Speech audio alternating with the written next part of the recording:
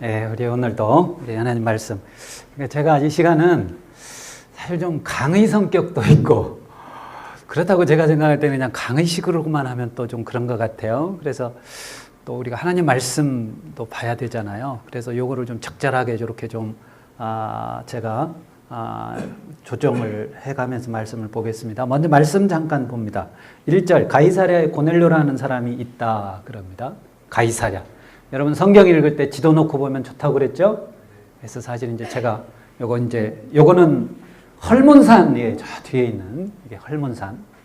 지금 밑에는 지금 뭐 완전히 그냥 이 꽃이죠, 들판. 경치가 아주 끝내줍니다. 근데 사진이 죄송한데 이게 사진이 좀 오래된 사진들이에요. 사진이. 그래서 제가 빨리 한번 지금 사진 때문에 이스라엘을 한번 갈 생각입니다. 이게 왜 안 넘어가나? 아이쿠. 자, 이거는 욥바고요. 이제 가이사랴 사진을 하나 보내드릴게요. 이게 뭐가 문제인가? 이게 가이사랴인데, 이 가이사랴가 지금은요, 발굴이 굉장히 많이 돼 있더라고요. 지금 가보면. 그래서 이건 정말 옛날 사진인데, 가이사랴에 누가 있었어요? 고넬료라는 사람이 있었다. 그럼 가이사랴는 여러분 잘 아시다시피 가이사 아우구스도, 가이사, 로마 황제 중에 가이사가 있잖아요. 그 이름을 갖다 붙여준 거예요. 예수님 당시에 유대 왕이 누구였느냐? 이 로마 황제 가이사가 헤롯을 그냥 왕 시켜준 거예요. 가서 많이 비볐거든요. 손바닥이 닳도록. 이 헤롯이 아주 정치꾼입니다. 그러니까 로마 황제한테 잘 보여가지고 그러니까 너 유대인 왕 해. 해서 유대 왕 된 거예요. 근데 와보니까 이게 통치가 잘 안 되거든요. 그러니까 로마 황제가 총독을 다시 또 파견을 하면, 총독. 유대 총독으로 파견이 된 사람이 빌라도입니다. 이 가이사의 이름을 이 도시 이름에다가 붙인 겁니다. 그래서 유대 해안지대는 제가 설명을 드렸던 것 같은데요.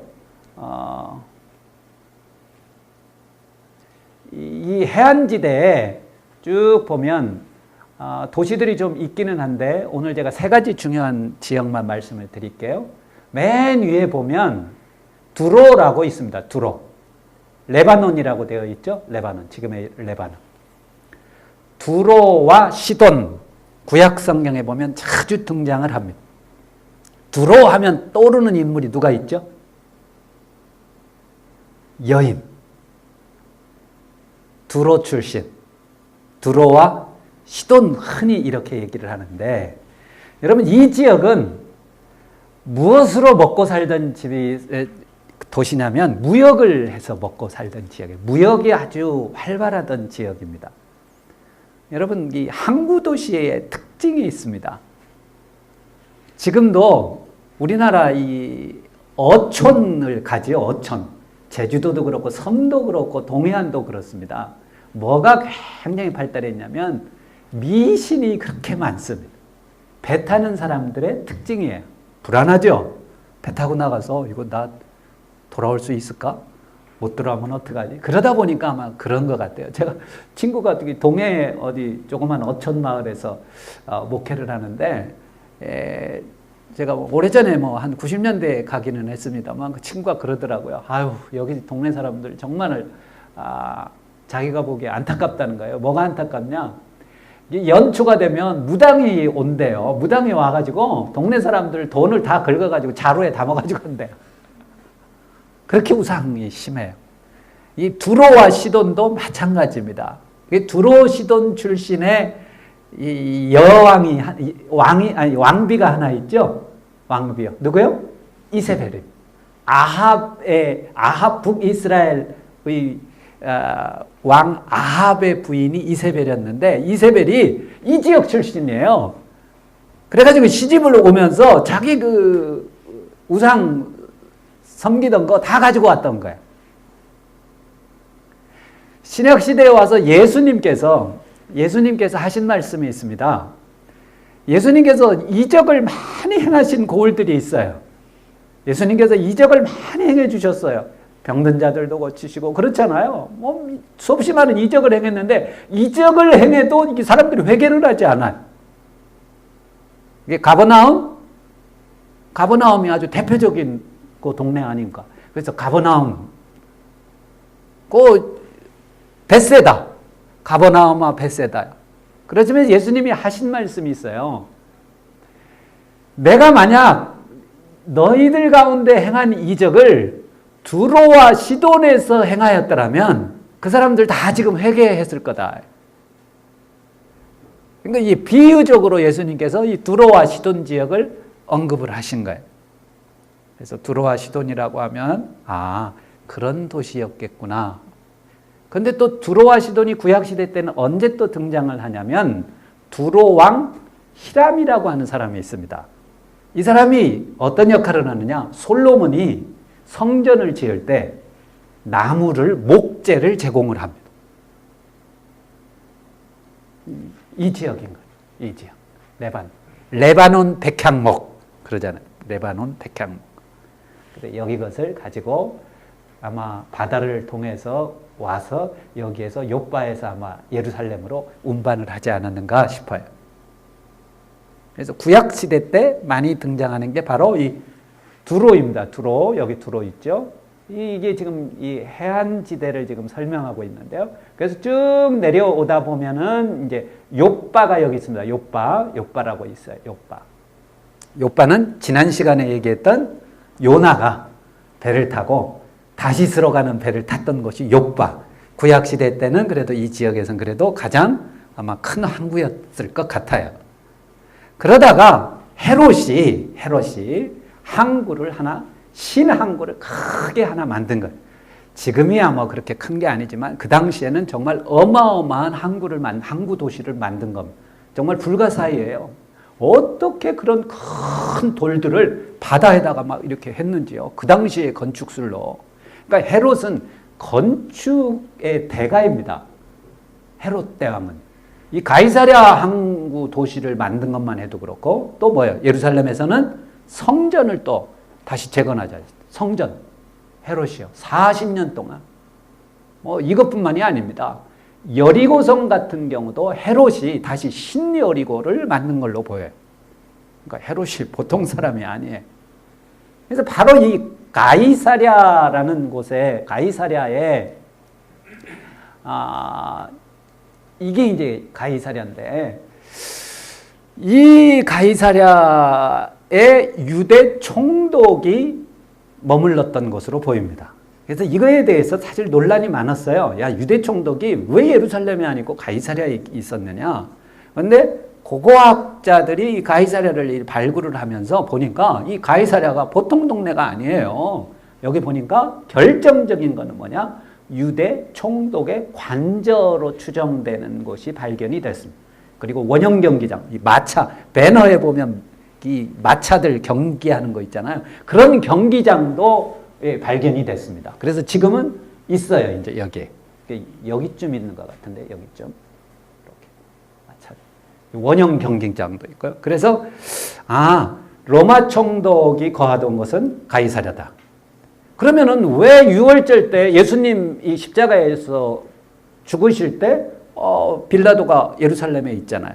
그것은 6월절 명절을 맞이해서 유대인들이 예루살렘에 거의 총집결한다고 봐야 되잖아요. 그렇게 되면 분명히 아마 또 혼란이 일어날 거다. 유대인들이 막 틈만 나면 데모하고 그랬거든요. 자기네 나라 독립하려고. 그러니까 로마 당국에서는 긴장할 수밖에 없었던 거예요. 그래서 총독도 아마 여기 가이사랴에 있던 군인들을 데리고 예루살렘의 치안 유지를 위해서 올라가 있었던 게 아니냐. 이제 이 학설이 거의 이제 굳어져 있습니다. 바로 이 가이사랴의 군대의 백부장은 로마 군대에서는 가장 이게 거의 출발점입니다. 이 군인으로 이제 들어서는 길에서 그래서 다 백부장에서부터 시작을 하죠. 우리로 지금 얘기하면 뭐 초급장교라고 할 수 있지만 지금 우리의 초급장교보다도 훨씬 아마 좀 위의 그런 단계였던 것으로 보입니다. 그런데 이 고넬료라고 하는 사람이 좀 특이한 사람이에요. 왜 갑자기 사도행전 10장에서 이 고넬료가 갑자기 탁 등장을 하느냐? 이것은요, 상징적으로 어떤 상징을 보여주냐면 성령께서 임하시는데 유대인들에게만 임하는 것이 아니라 이방인들에게도 임한다는 것을 상징적으로 보여준 사건이고 사람입니다. 이걸 보고 놀란 사람이 있어요. 깜짝 놀란 사람이 있어요. 누구요? 베드로가 놀랐어요. 베드로가요. 그래서 이거는 고넬료가 사실은 이 중심 인물이 아니라 사실은 이 주인공은 베드로입니다. 베드로가 여기에서 생각을 바꾸게 되는 거예요. 하나님께서는 성령을 이방인들에게도 똑같이 부어주신다. 어디에서요? 마가의 다락방에 모여있던 사람들은 다 유대인이었단 말이에요. 유대인들에게만, 자기들에게만 하나님께서 성령을 부어주신 줄 알았는데 아니에요. 이방인인 고넬료에게도 똑같이 성령을 부어주시는 것을 보고 놀랍니다. 그리고 나중에 이제 예루살렘에서 종교회의가 열릴 때 이게 이제 하나의 그 안건으로 올라온단 말이에요. 안디옥 교회에서 이걸 가지고 의뢰를 하죠. 이방인들도 지금 예수님 믿고 이 교인이 됐는데 이거 어떻게 우리가 해줘야 되냐? 이때 베드로가 딱 일어나 가지고 정리를 싹 합니다. 왜요? 이 경험이 있었던 거예요. 하나님께서는 이방인들도 동일하게 하나님께서 부르시고 구원하시고 그들에게 성령을 부으신다. 그래서 오늘 우리도 동일하게 예수님 믿고 하나님의 자녀 되고 우리도 성령을 받는 겁니다. 아멘? 그래서 이게 사실 중요한 사건이에요. 이 중요한 사건이 어디에서 일어났느냐? 가이사랴. 그래서 이 해안지대에서 중요한 지역이 이제 두로는 뭐 스토리가 많죠. 두로에 관련된. 그리고 바로 이 가이사랴라고 하는 지역에서 이런 일들이 일어납니다. 근데 이 고넬료라고 하는 사람에 대해서 몇 가지 좀 얘기가 나와요. 어떤 얘기가 나오나요? 2절 한번 같이 한번 읽어볼까요? 시작. 그가 경건하여 온 집안과 더불어 하나님을 경외하며 백성을 많이 구제하고 하나님께 항상 기도하다. 여기 보니까 세 가지가 나오죠. 그렇죠? 세 가지.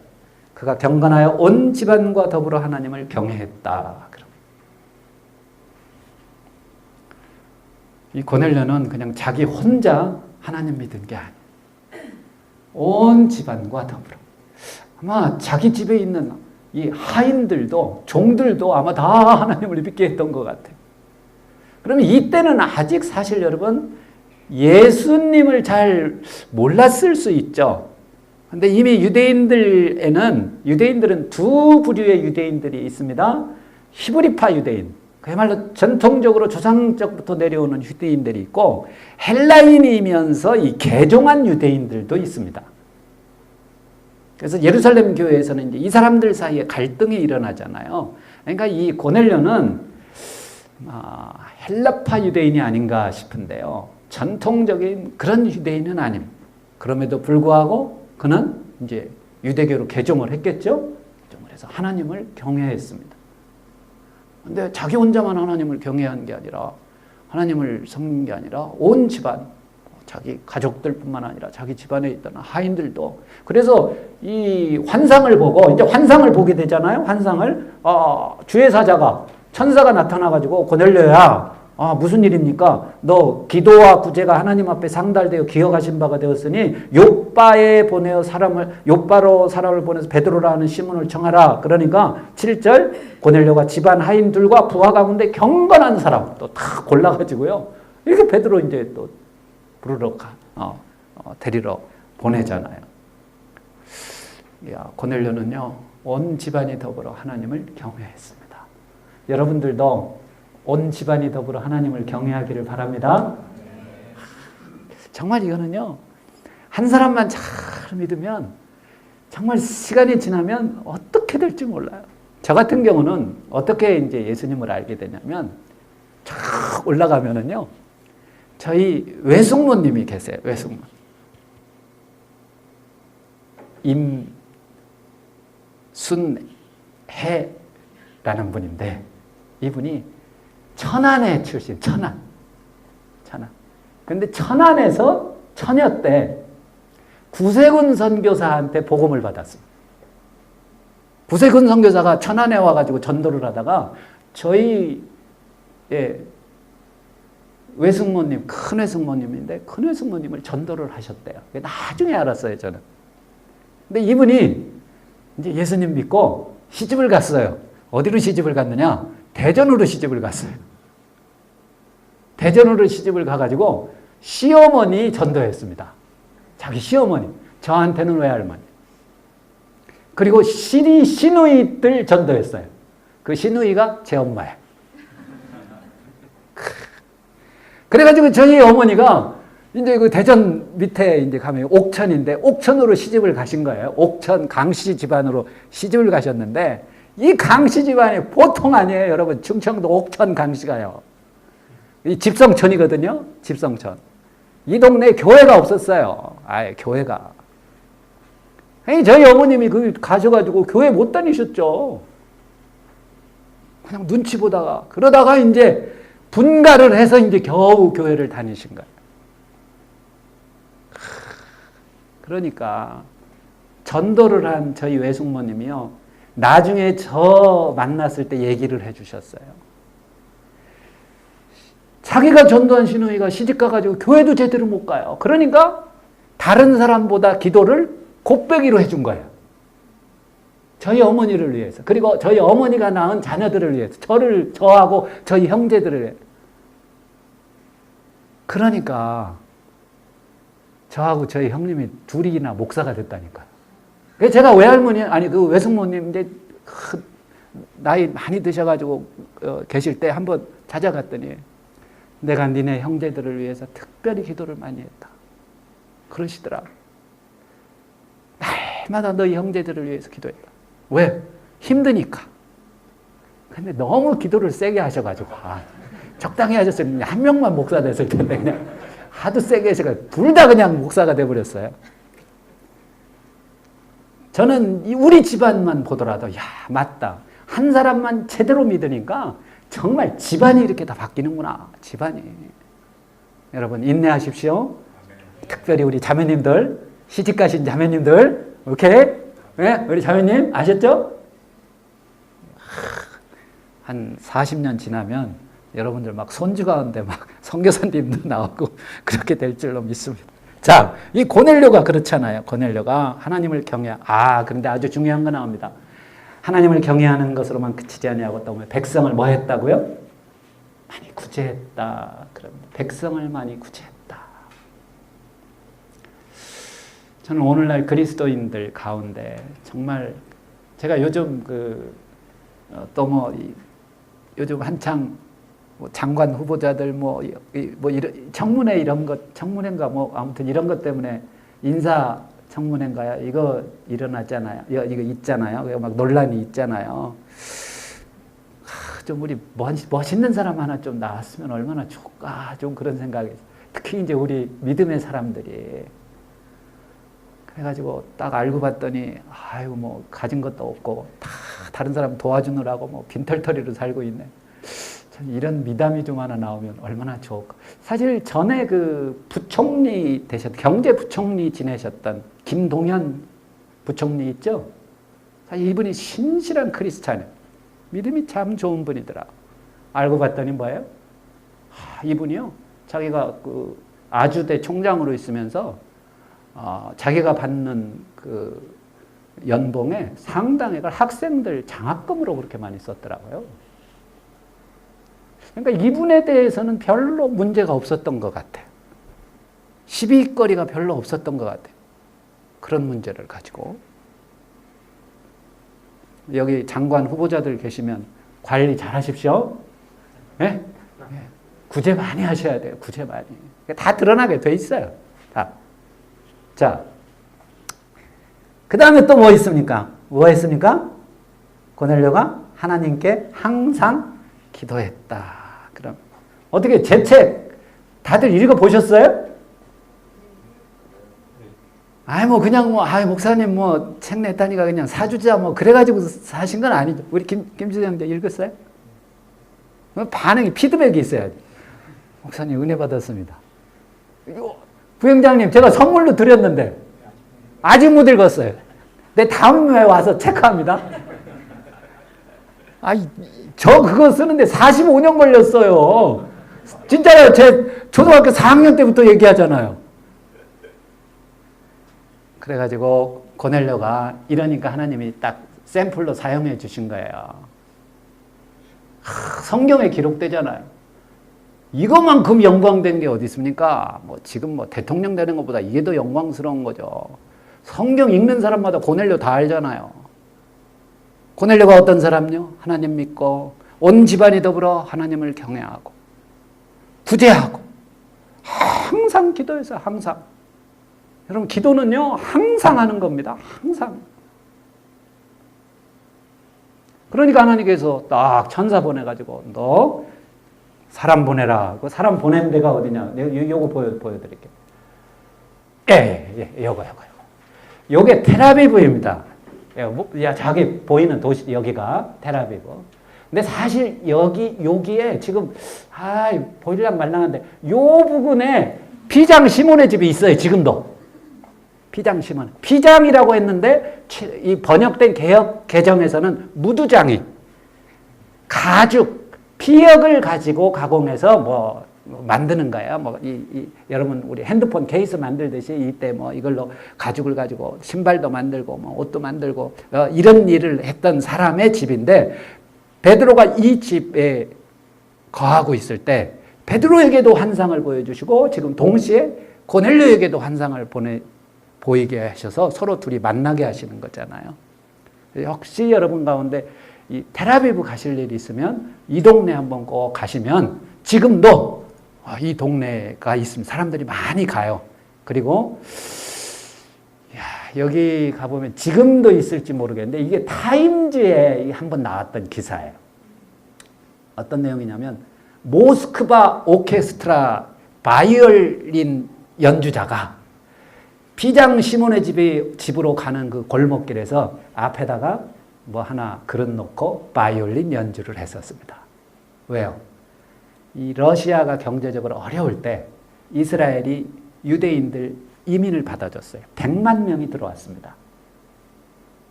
그러니까 고급 인력들이 많이 들어왔어요.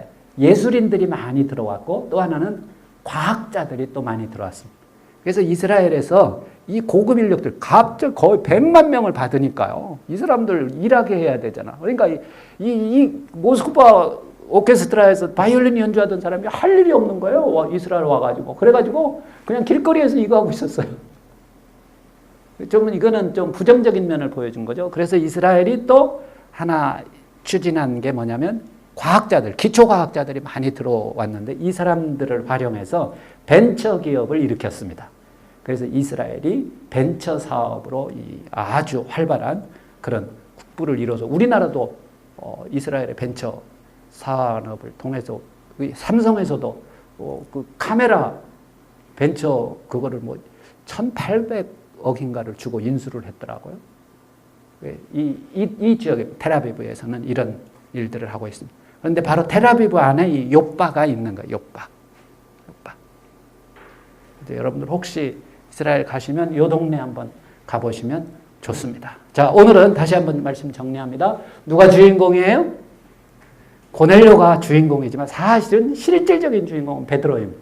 하나님께서 베드로의 생각을 바꿔주시기 위해서 고넬료를 사용하시는 거예요.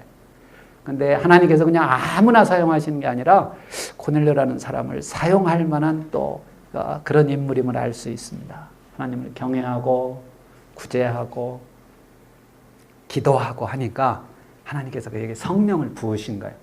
성령을 부으셔서 참 얼마나 그 이후에는 나오지는 않지만 아무튼 너무나 중요한 인물이라는 걸 알 수 있습니다. 이 시대에 여러분들이 고넬료가 되기를 바랍니다. 우리 한번 기도하겠습니다. 하나님 아버지 감사합니다. 직장 안에서 이렇게 믿음의 신실한 형제와 자매들 하나님께서 부르시고 또 이들을 통해서 일해 주시니 감사를 드립니다. 이 시대에 고넬료와 같은 자들 되게 주시옵소서. 온 집안이 더불어 하나님을 경외하는 자들 되게 주시옵소서. 특별히 이들의 집안을 축복합니다. 이들의 가정을 축복합니다. 하나님 아버지 또한 백성을 구제하게 하옵소서. 나에게 주어진 물질, 나를 위해서가 아니라 우리 가정만을 위해서 사용하는 것이 아니라 우리 주변에 가난한 자들을, 가난한 이웃들을 위하여 사용할 수 있는 그런 믿음을 허락해 주시기를 원합니다. 성령 안에서 깨어 기도하게 하옵소서. 참으로 기도의 능력을 알고 하나님을 기쁘시게 하는 자들 되게 주시옵소서. 감사하며 예수님의 이름으로 기도하옵나이다. 아멘.